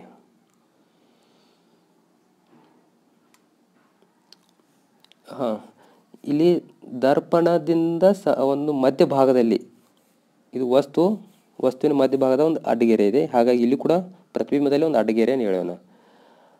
ಈ ಅಡ್ಡಗೆರೆಯಲ್ಲಿ ಇಲ್ಲಿ ಉಂಟಾಗಿರೋ ಮೊದಲೇ ತ್ರಿಭುಜದಲ್ಲಿ, ಅಂದರೆ ನೋಡಿದು ದರ್ಪಣದಿಂದ ಇಲ್ಲಿ ಉಂಟಾಗಿರೋ ತ್ರಿಭುಜ ಇದರಲ್ಲಿ ಗೋಲಾಕಾರ ಇದೆ, ವೃತ್ತ ಇದೆ. ಹಾಗಾಗಿ ನಾವು ಗಮನಿಸಿದರೆ ಇಲ್ಲಿ ಏನಾಗಿದೆ ಅಂದರೆ ಇದು ದರ್ಪಣದಿಂದ ಈ ತ್ರಿಭುಜದಲ್ಲಿದೆ, ಹೌದಾ? ಆದರೆ 4ನೇ ಆಪ್ಷನಲ್ಲಿ ಏನು ಕೊಟ್ಟಿದ್ದಾರೆ ಅಂದರೆ ಈ ಭಾಗದಲ್ಲಿ ಕೊಟ್ಟಿದ್ದಾರೆ ಅವರು, ಈ ಭಾಗದಲ್ಲಿ. ಹಾಗಾಗಿ ಇದು ಆಗಲಿಕ್ಕೆ ಸಾಧ್ಯ ಇಲ್ಲ. ನಮ್ಮ ಆನ್ಸರ್ ಏನದು 3ನೇ ಆಪ್ಷನ್ಸ್. ಉಳಿದದ್ದನ್ನು ಪೂರ್ತಿಯಾಗಿ ಕ್ಲಿಯರ್ ಮಾಡ್ಕೊಳ್ಳೋಣ. ಇಲ್ಲಿ ಇನ್ನು ಉಳಿದದ್ದು ನಾವು ಈ ಲೈನನ್ನು ಡ್ರಾ ಮಾಡಿದ್ದೀವಿ. ಇನ್ನು ಈ ಲೈನ್, ಹೌದಾ, ಈ ಲೈನ್ ಡ್ರಾ ಮಾಡೋಣ. ಇದು ದರ್ಪಣ, ಇಲ್ಲಿ ವಸ್ತು ಇದೆ, ಹೌದಾ? ಈ ಸೈಡ್ ಲೆಫ್ಟ್ ಸೈಡ್ ವಸ್ತು, ರೈಟ್ ಸೈಡ್ ಪ್ರತಿಬಿಂಬ. ಹಾಗಾಗಿ ಇದು ಈ ರೀತಿ ಇರೋದ್ರಿಂದ ನಮ್ಮದು ಪ್ರತಿಬಿಂಬದಲ್ಲಿ ಈ ರೀತಿ ಬರಬೇಕದು, ಹೌದಾ? ಈ ರೇಖೆಯನ್ನು ಈ ಮೂಲೆಯಿಂದ ಎಂಡ್ ಆಗಿದೆ. ಹಾಗಾಗಿ ಈ ಮೂಲೆಯಿಂದ ಪ್ರಾರಂಭಿಸಿ ಇಲ್ಲಿಗೆ ಬರಬೇಕದು. ನೋಡೋಣ, ಇದೇ ಸೇಮ್. ಅಂದ್ರೆ ಈ ಲೈನ್ ದರ್ಪಣದಿಂದ ಎಷ್ಟು ದೂರದಲ್ಲಿ ಇದೆಯಲ್ಲ ಅಷ್ಟೇ ದೂರದಲ್ಲಿ ಇದು ಉಂಟಾಗಬೇಕಿದು, ನೋಡಿದು. ಹಾಗಾಗಿ ಇಲ್ಲಿ ತ್ರಿಭುಜ ಮಧ್ಯದಲ್ಲಿದೆ. ಇದಕ್ಕೆ ಎರೋ ಮಾರ್ಕ್ ಕೊಡೋಣ. ಎರೋ ಮಾರ್ಕ್ ಏನಿದೆ ಅಂದರೆ ದರ್ಪಣದ ಹೊರಗಡೆ ಇದೆ, ಸಾರಿ, ಹಾಂ, ಇದಕ್ಕೆ ಎರೋ ಮಾರ್ಕ್ ಇಲ್ಲ.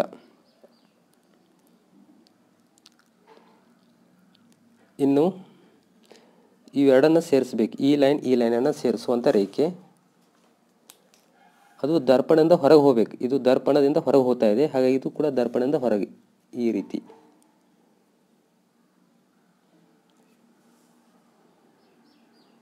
ಓಕೆ, ಇಲ್ಲಿ ತ್ರಿಭುಜ ಇದೆ,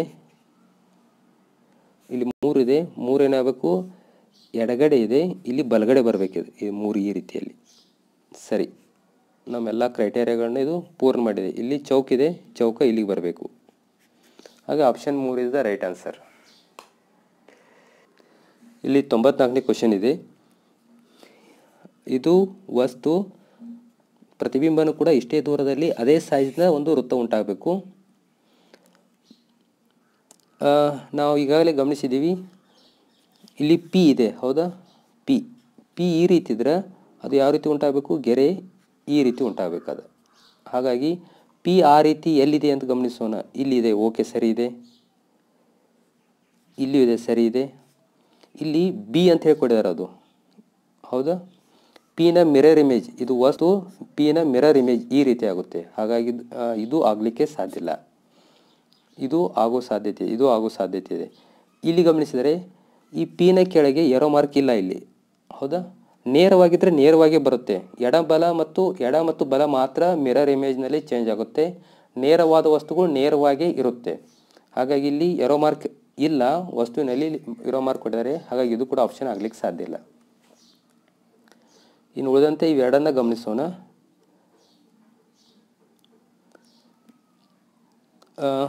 ಇಲ್ಲಿ ಏನಿದೆ ಅಂದರೆ ಚಕ್ರದ ಮೂಲಕ ನಾವು ಬಿಡಿಸೋಣ ಇದನ್ನು.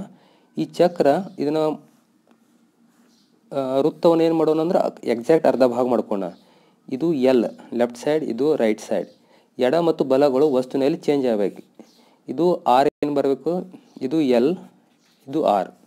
ಹಾಂ, ಈ ವಸ್ತುವಿನ ಎಡ ಇದ್ದದ್ದು ವಸ್ತುವಿನ ಬಲ ಆಗಬೇಕು ಎಲ್ಲಿ, ಪ್ರತಿಬಿಂಬದಲ್ಲಿ. ಹೌದಾ? ಕ್ಲಿಯರ್ ಆಗ್ತಾ ಇದೆ ಅಂತ ಅಂದ್ಕೊಂಡಿದ್ದೀನಿ ವಿದ್ಯಾರ್ಥಿಗಳಿಗೆ. ಇದು ಎಡ ಇದ್ದದ್ದು ಇಲ್ಲಿ ಬಂದು ಬಲಗಡೆ ಬರಬೇಕು. ಅಂದರೆ ಎಷ್ಟು ದೂರದಲ್ಲಿದೆಯಲ್ಲ ನೋಡಿ, ಇದು ಎಷ್ಟು ದೂರದಲ್ಲಿದೆಯಲ್ಲ ಅಷ್ಟೇ ದೂರದಲ್ಲಿ ಹೋಗ್ಬೇಕಿದು, ಇಲ್ಲಿ ಬರಬೇಕದು.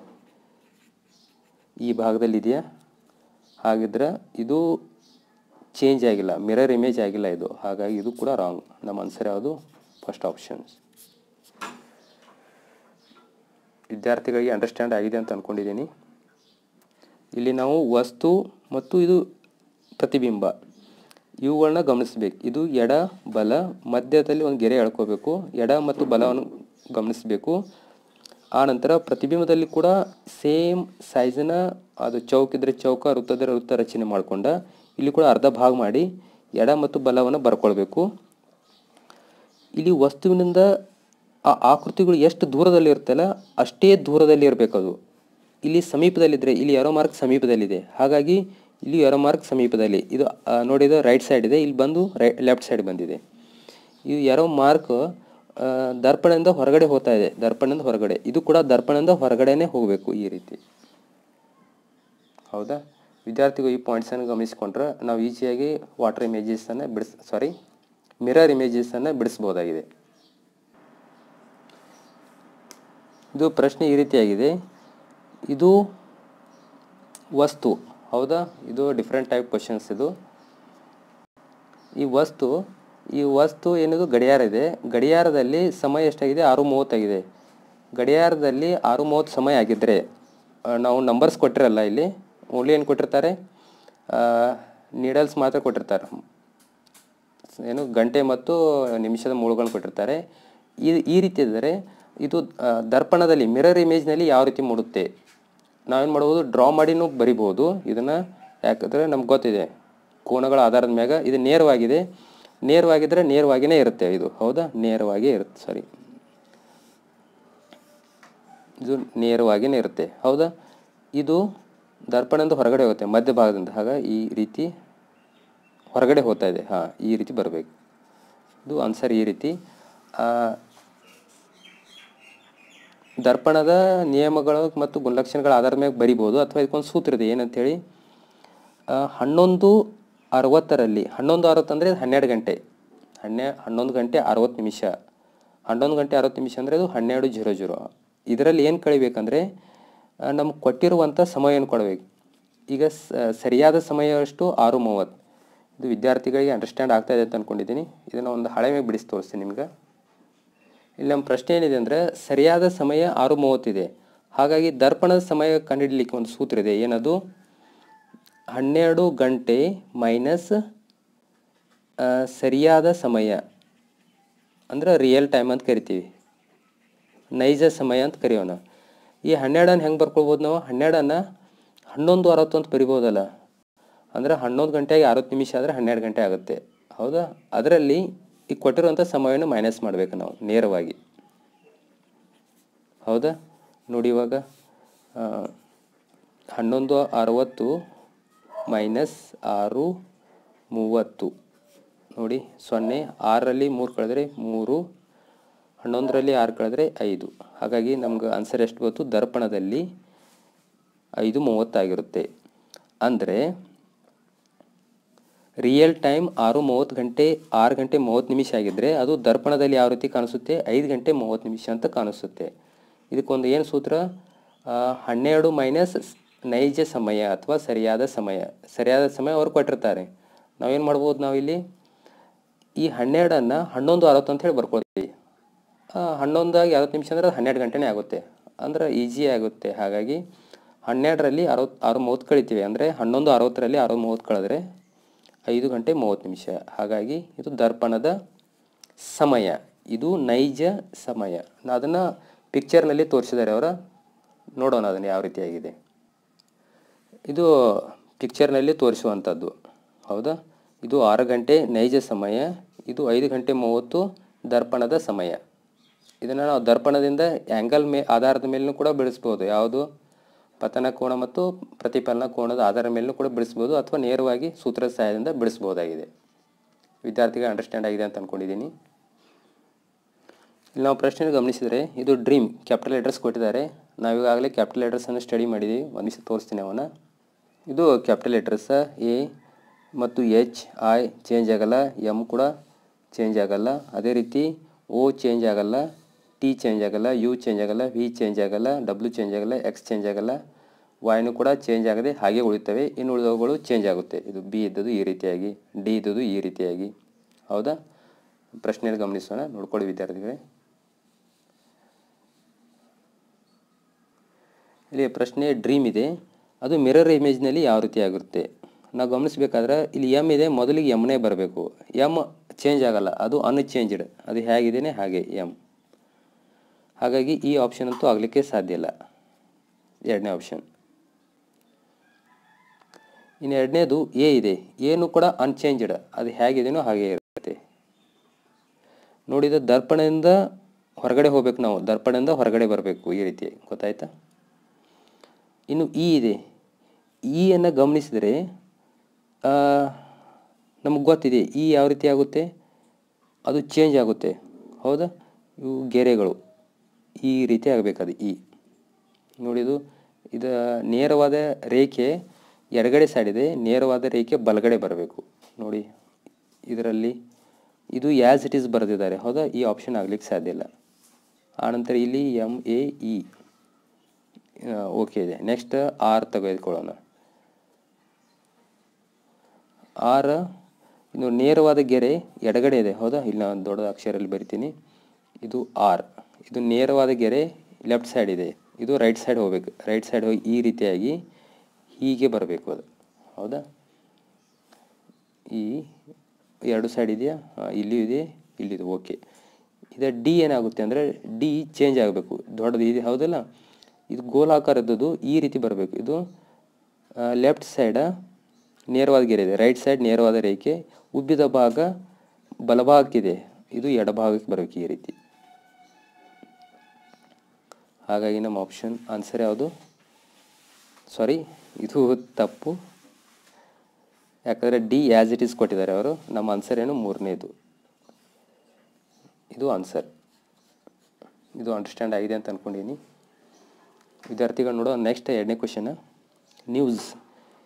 ಇಲ್ಲಿ ಎಸ್ ಏನಾಗಿದೆ ಅಂದರೆ ಚೇಂಜ್ ಆಗುತ್ತೆ, ಅದು ಎಸ್ ಚೇಂಜ್ ಆಗಬೇಕು. ನೋಡಿ ಮೊದಲಿಗೆ ಎಸ್ ಬರಬೇಕು, ಇದಂತೂ ಆಗಲಿಕ್ಕೆ ಸಾಧ್ಯ ಇಲ್ಲ. ಎರಡನೇ ಆಪ್ಷನ್ ಇದಂತೂ ಆಗಲಿಕ್ಕೆ ಸಾಧ್ಯ ಇಲ್ಲ. ಇನ್ನು ಎಸ್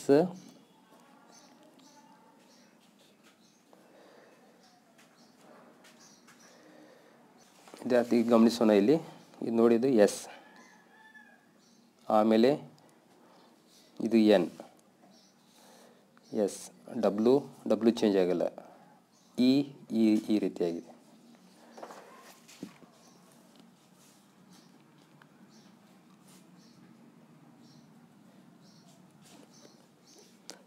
ಹಾಗಾಗಿ ಇಲ್ಲಿ ಎಸ್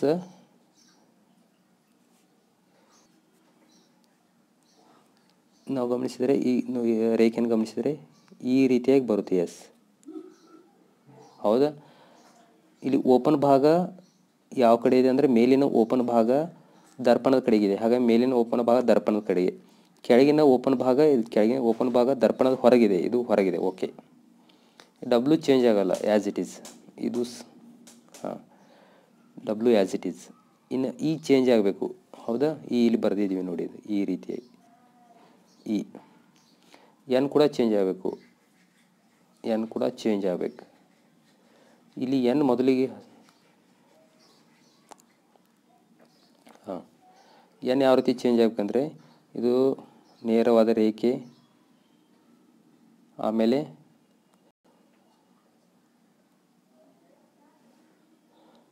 ಇದು ಈ ರೀತಿ ಆಗಬೇಕು, ಹೌದಾ. ಇದು ಈ ರೀತಿ ಇರುವಂಥದ್ದು SWEN, SWE,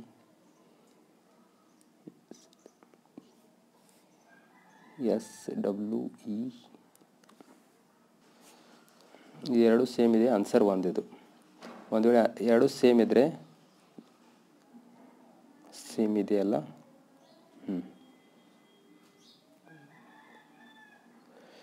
ಹೌದು ಸೇಮ್ ಇದೆ,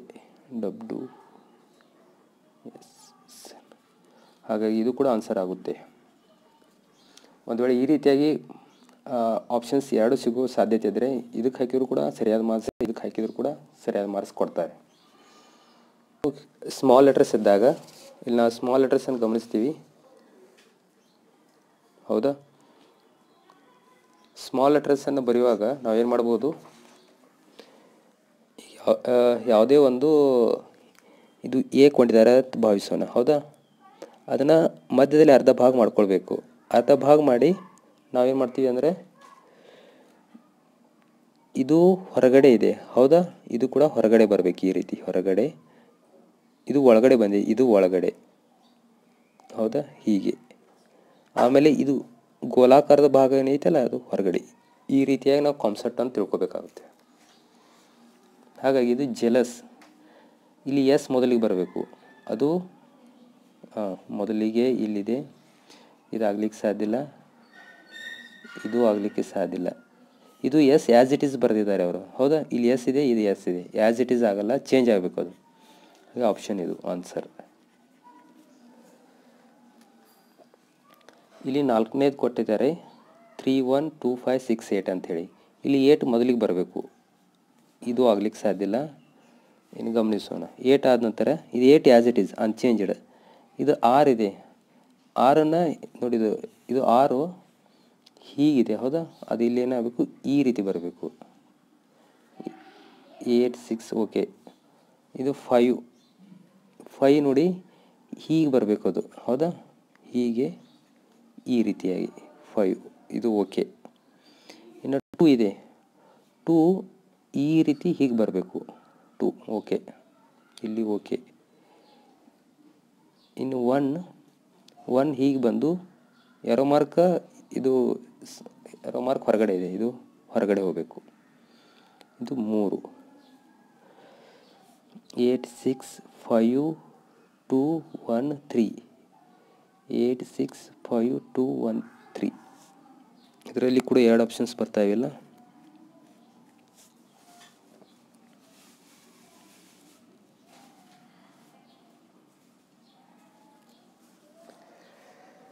ಹಾಗಾಗಿ ಇಲ್ಲಿ ಕೂಡ 2 ಆಪ್ಷನ್ಸ್ 3 ಮತ್ತು 4 ಆನ್ಸರ್ ಸರಿ ಇದೆ, ಹೌದಾ. ಕಾಮೆಂಟ್ಸ್ ಮಾಡಿ ನೋಡೋಣ.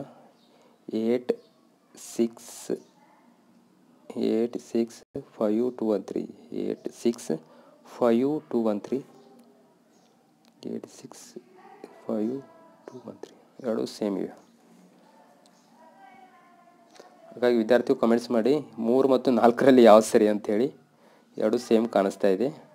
ಒಂದು ವೇಳೆ ಎರಡು ಸೇಮ್ ಆಪ್ಷನ್ಸ್ ಕೊಟ್ಟಿದ್ದರೆ ಅದು ಸರಿಯಾಗಿದ್ದರೆ 3ಕ್ಕೆ ಹಾಕಿದ್ರು ಆನ್ಸರ್ ಕೊಡ್ತಾರೆ, 4ಕ್ಕೆ ಹಾಕಿದ್ರು ಕೂಡ ಮಾರ್ಕ್ಸ್ ಕೊಡ್ತಾರೆ.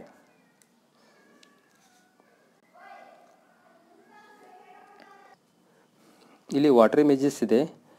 ವಾಟರ್ ಇಮೇಜಸನ್ನು ಮೇಲೆ ಮತ್ತು ಕೆಳಗೆ ವಿಧಾನದ ಮೂಲಕ ಬಿಡಿಸ್ತೀವಿ. ಇದು ಇಲ್ಲೇನಿರುತ್ತೆ ಅಂದ್ರೆ ವಸ್ತು ಮೇಲಕ್ಕಿರುತ್ತೆ, ಹೌದಾ. ವಸ್ತು ಮೇಲಕ್ಕಿದ್ರೆ ಇಲ್ಲಿ ಪ್ರತಿಬಿಂಬ ಕೆಳಕ್ಕೆ ಮೂಡುತ್ತೆ, ಹೌದಾ. ಇದನ್ನು ವಾಟರ್ ಇಮೇಜ್ ಅಂತ ಕರಿತೀವಿ. ಇದು water images A B C D, ಹೌದಾ. ಇದರಲ್ಲಿ ಕೂಡ ಕೆಲವೊಂದಿಷ್ಟು ಅನ್ಚೇಂಜ್ಡ್ ಇರುತ್ತೆ. ಇದು B unchanged, C unchanged, D unchanged, E ಕೂಡ unchanged, H unchanged, I unchanged, Kನು ಕೂಡ ಅನ್ಚೇಂಜ್ಡ್. ಇದು M ಇದ್ದದ್ದು W ಆಗುತ್ತೆ, ಇದು ಗಮನಿಸಬೇಕು. ಇಲ್ಲಿ M ಇದ್ದದ್ದು W ಆಗಿದೆ. ಅದೇ ರೀತಿ N ಇದ್ದದ್ದು ಇದು ಕೂಡ ಚೇಂಜ್ ಆಗಿದೆ. O ಅನ್ಚೇಂಜ್ಡ್, ಚೇಂಜ್ ಆಗಿಲ್ಲ. P ಚೇಂಜ್ ಆಗಿದೆ, P ಇದ್ದದ್ದು ಸ್ಮಾಲ್ b ಆಗಿದೆ. Q ಚೇಂಜ್ ಆಗಿದೆ, R ಕೂಡ ಚೇಂಜ್, S ಕೂಡ ಚೇಂಜ್ ಆಗುತ್ತೆ. T ಇದು ಮೇಲಕ್ಕೆ ಅಡ್ಗೆರೆ ಇದ್ದದ್ದು ಕೆಳಕ್ಕೆ ಅಡ್ಗೆರೆ ಬರುತ್ತೆ. ಇದು U ಕೂಡ ಚೇಂಜ್ ಆಗಿದೆ, V ಕೂಡ ಚೇಂಜ್ ಆಗಿದೆ. W ಇದ್ದದ್ದು M ಆಗಿದೆ, M ಇದ್ದದ್ದು W. X ಚೇಂಜ್ ಆಗಲ್ಲ, ಆ್ಯಸ್ ಇಟ್ ಈಸ್. Z ಕೂಡ ಚೇಂಜ್ ಆಗುತ್ತೆ, Y ಕೂಡ ಚೇಂಜ್ ಆಗುತ್ತೆ. ಇವು ವಾಟರ್ ಇಮೇಜಸ್. ವಾಟರ್ ಇಮೇಜಸ್ನ ಟ್ರಿಕ್ಸ್ ಏನಂದರೆ, ಇಲ್ಲಿ ವಸ್ತು, ಆನಂತರ ಶೇಡ್ ಮಾಡಿದ ಭಾಗ ಇಲ್ಲಿ ಇರುತ್ತೆ, ಪ್ರತಿಬಿಂಬ ಇಲ್ಲಿ ಉಂಟಾಗುತ್ತೆ, ಹೌದಾ. ವಸ್ತು ಮೇಲಿರುತ್ತೆ, ಪ್ರತಿಬಿಂಬ ಇಲ್ಲಿ ಉಂಟಾಗುತ್ತದೆ. ಹಾಗಾಗಿ ಇದು ಕ್ಯಾಪಿಟಲ್ ಲೆಟರ್ಸ್. ಇನ್ನು ಸ್ಮಾಲ್ ಲೆಟರ್ಸ್ ನೋಡಿ, ನಾವು ಎ ಅನ್ನು ಗಮನಿಸಿದರೆ ಎ ಇದ್ದದ್ದು 9 ರೀತಿಯಲ್ಲಿದೆ, ಬಿ ಇದ್ದದ್ದು P ಆಗಿದೆ, ಸಿ ಅನ್ಚೇಂಜ್ಡ್, ಡಿ ಇದ್ದದ್ದು ಏನಾಗಿದೆ Q ರೀತಿ, ಇ ಇದ್ದದ್ದು ಚೇಂಜ್ ಆಗಿದೆ, ಎಫ್ ಇದ್ದು ಚೇಂಜ್, ಜಿ ಇದ್ದದ್ದು ಏನಾಗಿದೆ ಅಂದರೆ ಸ್ಮಾಲ್ ಎ ಆಗಿದೆ, ಹೌದಾ. ಅಂದರೆ ಜಿ ಮತ್ತು ಎ ಏನಾಗಿದೆ ಅಂದರೆ ಸೇಮ್, ಜಿ ಮತ್ತು ಎ. ಇದು H, I ಚೇಂಜ್ ಆಗಿದೆ.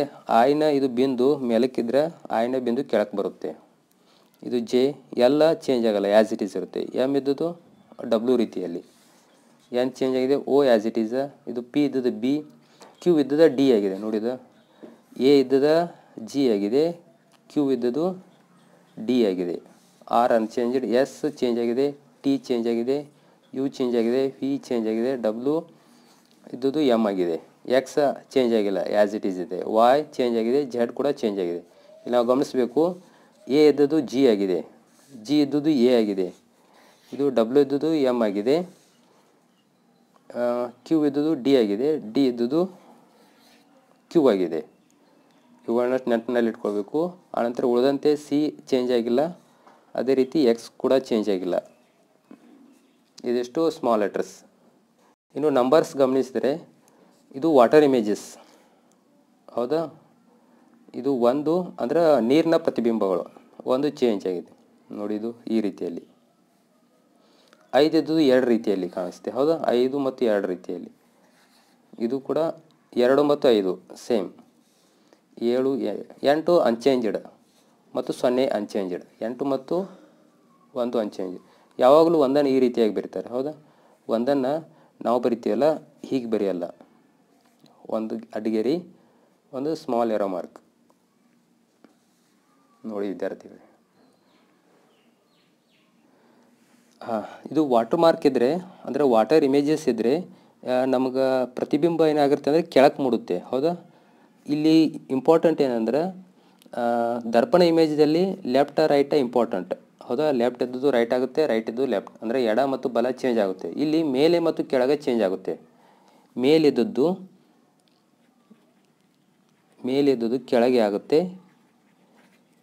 ಕೆಳಗೆ ಇದ್ದದ್ದು ಮೇಲಕ್ಕಾಗುತ್ತೆ. ಇದಿಷ್ಟೇ ಇಂಪಾರ್ಟೆಂಟ್. ಉಳಿದಂತೆ ಲೆಫ್ಟ್ ರೈಟ್ ಏನೂ ಚೇಂಜ್ ಆಗಲ್ಲ, ಲೆಫ್ಟ್ ಮತ್ತು ರೈಟ್ ಏನು ಚೇಂಜ್ ಆಗಲ್ಲ, ಆ್ಯಸ್ ಇಟ್ ಈಸ್ ಇರುತ್ತೆ. ಓನ್ಲಿ ಮೇಲೆ ಕೆಳಗೆ ಮಾತ್ರ ಚೇಂಜ್ ಆಗುತ್ತೆ. ಇಲ್ಲಿ ನಾವು ಗಮನಿಸಿದ್ರೆ ಈ ಏರೋ ಮಾರ್ಕ್ ಏನಿದೆಯಲ್ಲ ಇದು ಕೆಳಗೆ ಬರಬೇಕಿದು, ಹೌದಾ. ಹಾಗೆ ಇದು ಮ್ಯಾಲಕ್ಕಿದೆ, ಇದಂತೂ ಆಗ್ಲಿಕ್ಕೆ ಸಾಧ್ಯ ಇಲ್ಲ. ಆನಂತರ ಇಲ್ಲಿ ಎಡಬಲ ಚೇಂಜ್ ಆಗಲ್ಲ. ಇದು ನೋಡಿ, ಏರೋ ಮಾರ್ಕ್ ಎಡಗಡೆ ಇದೆ, ಇಲ್ಲಿ ಎಡಗಡೆನೇ ಇರಬೇಕದು. ಇಲ್ಲಿ ಎಡಗಡೆ ಇದೆ, ಇಲ್ಲಿ ಎಡಗಡೆ ಇದೆ, ಇಲ್ಲಿಯೂ ಎಡಗಡೆ ಇದೆ, ಓಕೆ. ಆನಂತರ ಇದು ಸಿ ಭಾಗ ಅಂತ ಕಾಣಿಸ್ತದಲ್ಲ, ಈ ರೀತಿ ಸಿ ಭಾಗದ ಇದು ಮ್ಯಾಲಕ್ಕೆ ಹೋಗ್ಬೇಕಿದು, ಎಲ್ಲ ಕಡೆ ಮ್ಯಾಲಕ್ಕಿದೆ, ಓಕೆ.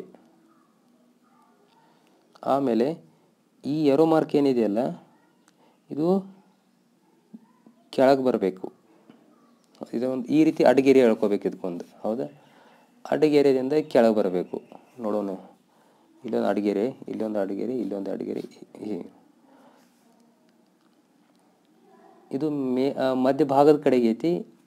ಇದು ಸರಿ ಇದೆ, ಇಲ್ಲಿ ಕೂಡ ಸರಿ ಇದೆ, ಇಲ್ಲಿಯೂ ಸರಿ ಇದೆ, ಹೌದಾ. ಈ ಏರೋ ಮಾರ್ಕ್ ಕೆಳಗಿದೆ, ಇದು ಮಾರ್ಕ್ ಮೇಲಕ್ಕೆ ಆಗಬೇಕು, ಇದು ಕೆಳಗಿದೆ, ಹೌದಾ. ಇದು ಆಗ್ಲಿಕ್ಕೆ ಸಾಧ್ಯ ಇಲ್ಲ. ಇದು ಈ ಭಾಗ ಇದು ಮೇಲಕ್ಕೆ ಹೋಗಬೇಕು, ಕೆಳಗಿದೆ ಮೇಲಕ್ಕೆ ಹೋಗಬೇಕು. ಇಲ್ಲಿ ಕೆಳಗೆ ಹೇಗಿದೆ ಇಲ್ಲಿ ನೋಡಿ, ಇದು ಈ ಭಾಗ ಕೆಳಭಾಗದಾಗಿದೆ, ಹೌದಾ. ಈ ಕೆಳಭಾಗದಲ್ಲಿದೆ, ಇದು ಮೇಲಕ್ಕೆ ಹೋಗ್ಬೇಕು. ಎಲ್ಲಿ ಪ್ರತಿಬಿಂಬದಲ್ಲಿ ನೋಡಿ, ಇಲ್ಲಿ ಮೇಲಕ್ಕೆ ಬಂದಿದೆ, ಹೌದಾ. ಹಾಗಾಗಿ ನಮ್ಮ ಆನ್ಸರ್ ಯಾವುದು ಇದು. ಇದು ಆಗ್ಲಿಕ್ಕೆ ಸಾಧ್ಯ ಇಲ್ಲ, ಯಾಕಂದರೆ ಇದು ಕೆಳಭಾಗದಲ್ಲಿದೆ, ಇದು ಕೂಡ ಕೆಳಭಾಗದಲ್ಲಿದೆ. ಹಾಗಾಗಿ ನಮ್ಮ ಆನ್ಸರ್ ಯಾವುದು, ಫಸ್ಟ್ ಒನ್. ಇದು ವಿದ್ಯಾರ್ಥಿಗಳ ಅಂಡರ್ಸ್ಟ್ಯಾಂಡ್ ಆಗಿದೆ ಅಂದ್ಕೊಂಡಿದ್ದೀನಿ. ವಾಟರ್ ಇಮೇಜಸ್, ನೀರಿನ ಪ್ರತಿಬಿಂಬಗಳು ಯಾವ ಕಾನ್ಸೆಪ್ಟ್ ಮೇಲೆ, ಮೇಲೆ ಮತ್ತು ಕೆಳಗೆ. ಮೇಲಿದ್ದದ್ದು ಕೆಳಗಾಗಬೇಕು, ಕೆಳಗಿದ್ದದ್ದು ಮೇಲೆ. ಉಳಿದಂತೆ ಎಡ ಮತ್ತು ಬಲ ಚೇಂಜ್ ಆಗಲ್ಲ. ಇದು ಎಡ ಮತ್ತು ಬಲ ಚೇಂಜ್ ಆಗಲ್ಲ, ಎಡ ಬಲ ಸೇಮ್ ಆ್ಯಸ್ ಇಟ್ ಈಸ್ ಇರುತ್ತೆ.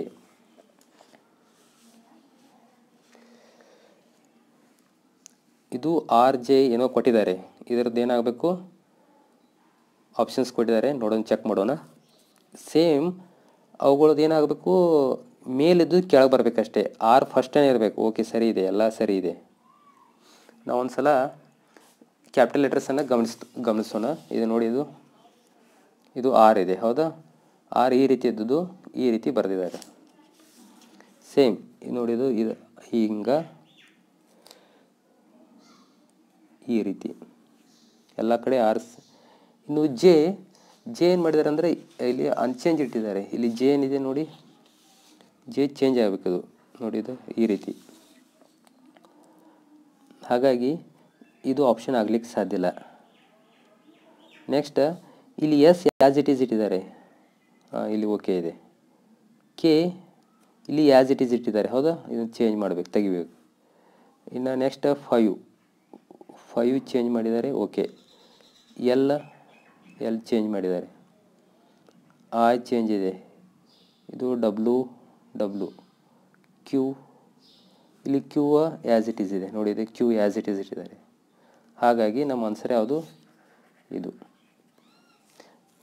ಈ ರೀತಿ ಸ್ಮಾಲ್ ಕ್ಯಾಪಿಟಲ್ ಮತ್ತು ನಂಬರ್ಸನ್ನು ಮಿಕ್ಸ್ ಮಾಡಿ ಕೊಟ್ಟಂಥ ಪ್ರಶ್ನೆಗಳನ್ನ ನಾವು ಏನನ್ನು ತಿಳ್ಕೊಳ್ಬೇಕಂದ್ರೆ, ನಮ್ಮದು ಯಾವ ಲೆಟರ್ಸ್ಗಳು ಅನ್ಚೇಂಜ್ಡ್ ಇವೆ, ಯಾವ ಲೆಟರ್ಸ್ಗಳು ಅನ್ಚೇಂಜ್ಡ್.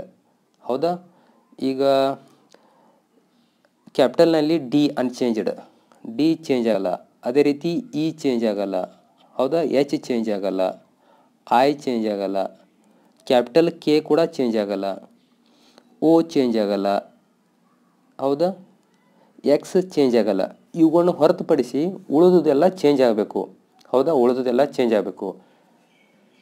ಆದ್ರೆ ಇಲ್ಲಿ ಕ್ಯೂ ಇಂಥವನ್ನು ಗಮನಿಸಬೇಕು, ಯಾವುದೋ ಚೇಂಜ್ ಮಾಡಲಾರ್ದ ಹಾಗೆ ಇಟ್ಕೊಂಡಿದ್ದಾರೆ. ಇಲ್ಲಿ ಕ್ಯೂ ಏನು ಮಾಡಿದ್ದಾರೆ ಅಂದರೆ ಚೇಂಜ್ ಮಾಡಲಾರ್ದ ಹಾಗೆ ಇಟ್ಕೊಂಡಿದ್ದಾರೆ. ಈ ಆಪ್ಷನನ್ನು ಎಲಿಮಿನೇಟ್ ಮಾಡಬೇಕು, ಅಂದರೆ ಎಲಿಮಿನೇಟ್ ವಿಧಾನದಿಂದ ಬಿಡಿಸ್ತಾ ಹೋಗ್ಬೇಕು ಇದನ್ನು. ಹಾಂ, ಅದೇ ರೀತಿ ನಂಬರ್ಸನ್ನು ಕೂಡ ಕೆಲವೊಮ್ಮೆ ಚೇಂಜ್ ಮಾಡಲಾರ್ದ ಹಾಗೆ ಇಟ್ಟಿರ್ತಾರೆ. ಹೌದಾ? ಇಲ್ಲಿ ಜೆ, ಸ್ಮಾಲ್ ಲೆಟರ್ ಜೆ ಕೂಡ ಚೇಂಜ್ ಆಗಬೇಕು, ಆದರೆ ಇದನ್ನ ಆ್ಯಸ್ ಇಟ್ ಈಸ್ ಇಟ್ಕೊಂಡಿದ್ದಾರೆ. ಈ ಆಪ್ಷನ್ನ ಎಲಿಮಿನೇಟ್ ಮಾಡ್ತಾ ಹೋಗಬೇಕು. ಈ ರೀತಿಯಾಗಿ ಈ ವಾಟರ್ ಇಮೇಜಸನ್ನು ಮತ್ತು ಎಲಿಮಿನೇಷನ್ ವಿಧಾನದಿಂದ ಬಿಡಿಸಿರೋ ಒಳ್ಳೆಯದು. ಆನಂತರ ನಮ್ಮದೇನು ಮಿರರ್ ಇಮೇಜಸ್ ಇದೆಯಲ್ಲ, ಅದನ್ನು ನಾವು ರಫ್ ಆಗಿ ಡ್ರಾ ಮಾಡ್ತಾ ಹೋಗಿ ಅವುಗಳನ್ನ ಎಡ ಮತ್ತು ಬಲಗಳನ್ನ ಕಂಪೇರ್ ಮಾಡ್ತಾ ಹೋದರೆ ನಾವು ಈಸಿಯಾಗಿ ಬಿಡಿಸ್ಬೋದಾಗಿದೆ. ವಿದ್ಯಾರ್ಥಿಗಳಿಗೆ ನಮ್ಮ ಈ ಕ್ಲಾಸ್ ಇಷ್ಟ ಆಗಿದೆ ಅಂತ ಅಂದ್ಕೊಂಡಿದ್ದೀನಿ. ನಿಮ್ಗೆ ಏನಾದರೂ ಡೌಟ್ಸ್ ಇದ್ದರೆ ಕಾಮೆಂಟ್ಸ್ ಮಾಡಿ. ಅವುಗಳಿಗೆ ನಾವು ಮುಂದಿನ ಕ್ಲಾಸ್ಗಳಲ್ಲಿ ಹೆಚ್ಚಿನ ಸಮಯ ತೆಗೆದುಕೊಂಡು ಅವುಗಳನ್ನ ಬಿಡಿಸಲಿಕ್ಕೆ ಪ್ರಯತ್ನ ಮಾಡ್ತೀನಿ. ಎಲ್ಲ ವಿದ್ಯಾರ್ಥಿಗಳಿಗೆ ಧನ್ಯವಾದಗಳು. Thank you very much. Have a nice day. ಇಲ್ಲಿಯವರೆಗೂ ನಮ್ಮ ತರಗತಿಗೆ ಜಾಯ್ನ್ ಆದಂಥ ಮತ್ತು NTSC ಮತ್ತು NMMS ಪರೀಕ್ಷೆಯನ್ನು ಬರೆಯುವಂಥ ವಿದ್ಯಾರ್ಥಿಗಳಿಗೆ ಪರೀಕ್ಷೆಗೆ ಶುಭವಾಗಲಿ. ಇನ್ನಷ್ಟು ಹೆಚ್ಚಿನ ಮಾಹಿತಿಯೊಂದಿಗೆ ಮತ್ತಷ್ಟು ವಿಡಿಯೋಗಳೊಂದಿಗೆ ನಾವು ಮುಂದಿನ ತರಗತಿಗಳಲ್ಲಿ ಭೇಟಿಯಾಗೋಣ. ವಿಡಿಯೋವನ್ನು ವೀಕ್ಷಿಸಿದಂಥ ವಿದ್ಯಾರ್ಥಿಗಳಿಗೆ ಧನ್ಯವಾದಗಳು. Thank you so much. Have a nice day.